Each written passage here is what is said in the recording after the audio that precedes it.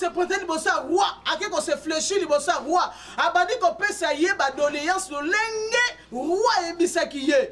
Mais roi David a tika likolobelo ko mon côté. Moni na problème osa na ngo, osa na problème ete libale zo yate, osa na ba déception ya ba ya mibali, osa na ba déception ya basi ministère ne so progresser te, osa tonga ministère deux fois trois fois, osa na kata pouvoir, comme la pouvoir makamezo simbate, na ina biso pote réussir na sera moya singo za la considération ba l'homme de Dieu.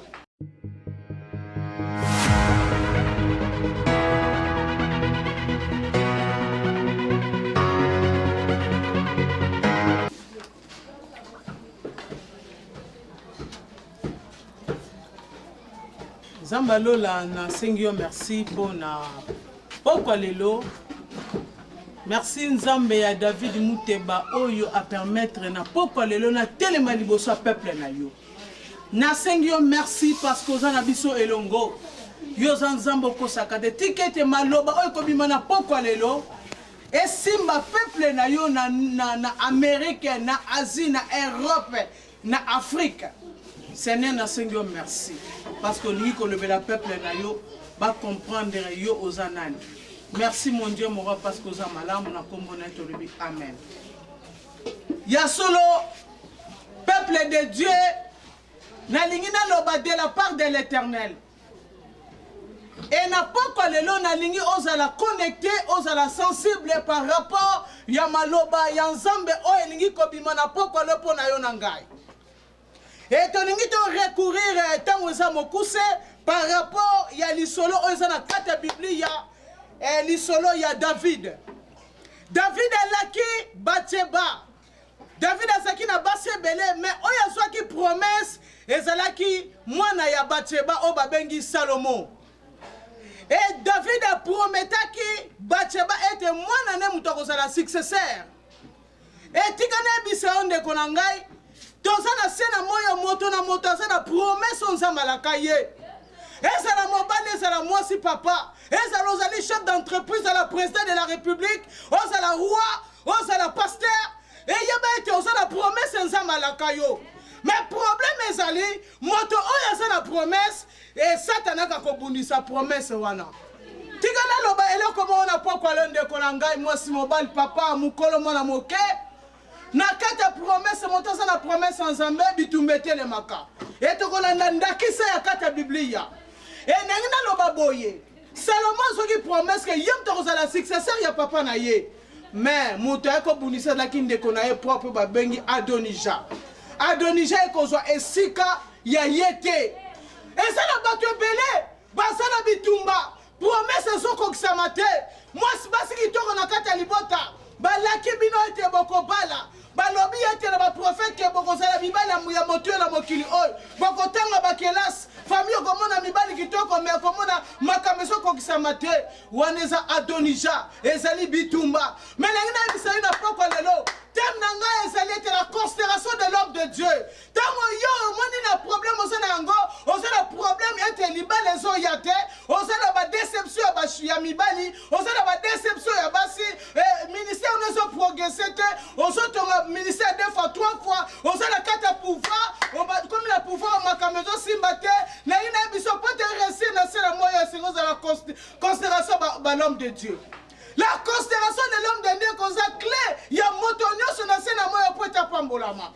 Et la considération de l'homme de Dieu est la clé. Et c'est la présidente de la République. Et c'est la roi. Et c'est la pasteur. Et c'est la maman, papa. Homme d'affaires.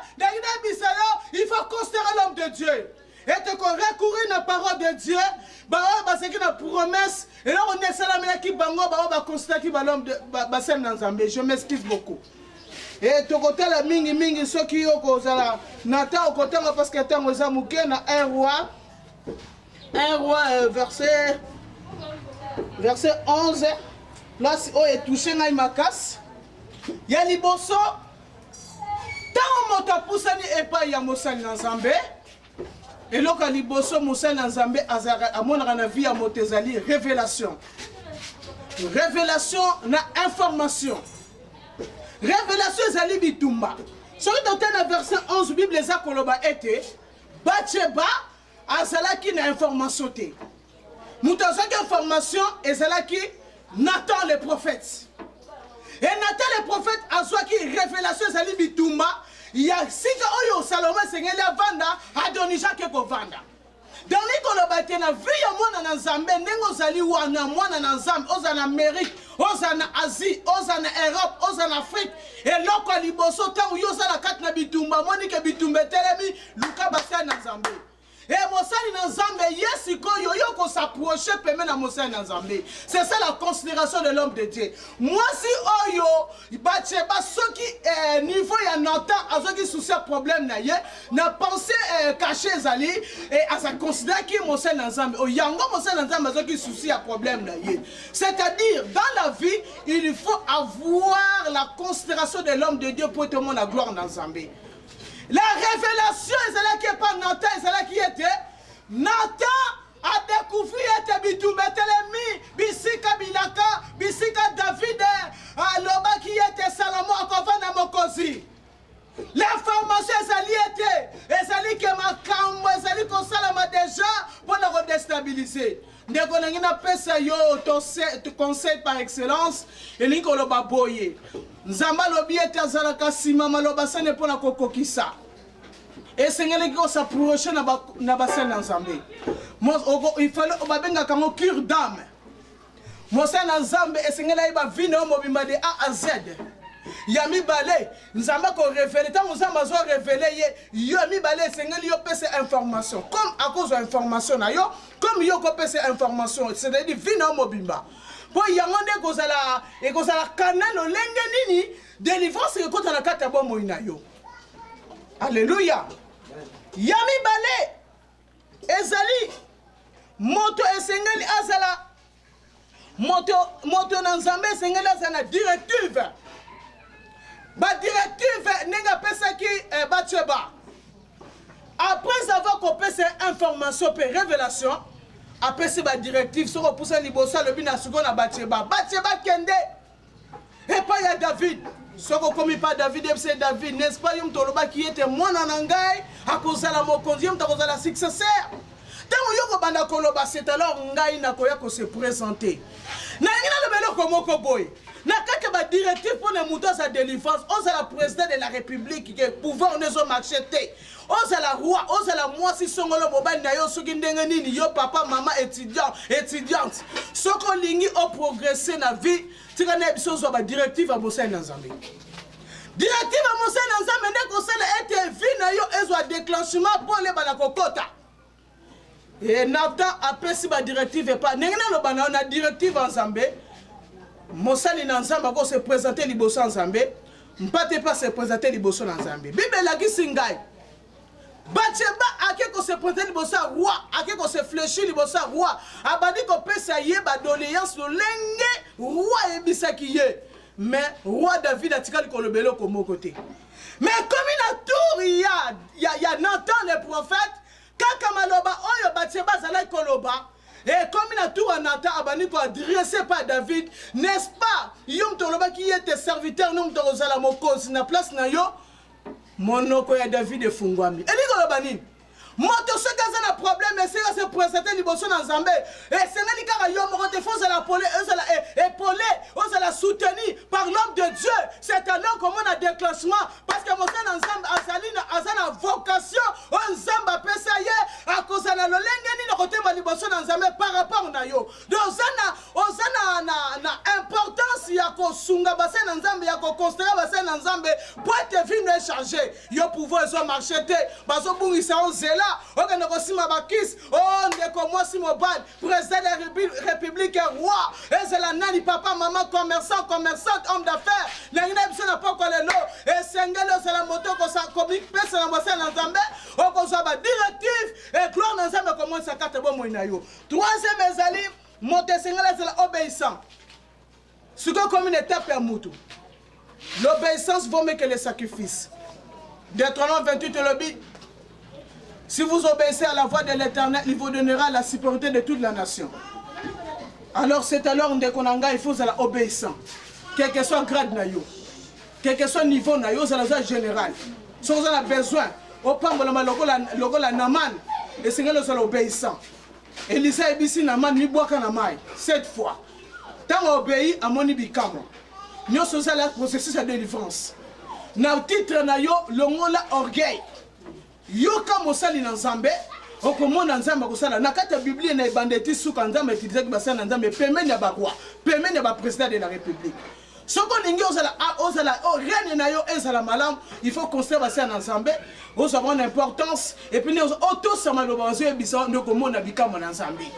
Il résiste aux orgueils, il fait grâce aux humbles. Yasuka ezali la patience. Patience ezali moko ya fui. Yango nazali ko kimamba na Marc 9. Jésus-Christ azoyebisa tata oyo. Processus ezala kinini. Yesu ki sabikisa kina ntena landa ki on na méditer. Yesu azo poser question pa tata wana. Lolenge nini mwana oyo azalaki kosala. Abandi ko expliquer que mwana na ngai abandaki ko kuya na mai na moto azo ko s'agiter. Et c'est alors Yesu abandi ko zo mitino ya ko bengala milima mabe.